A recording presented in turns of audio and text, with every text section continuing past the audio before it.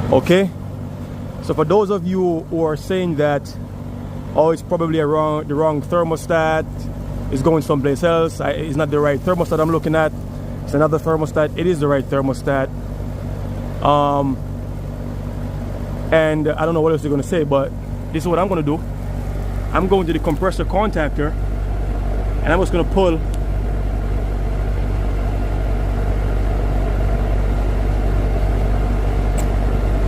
one side.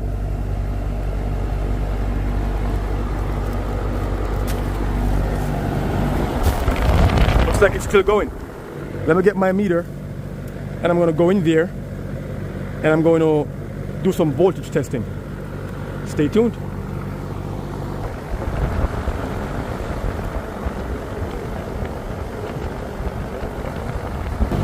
So obviously the AC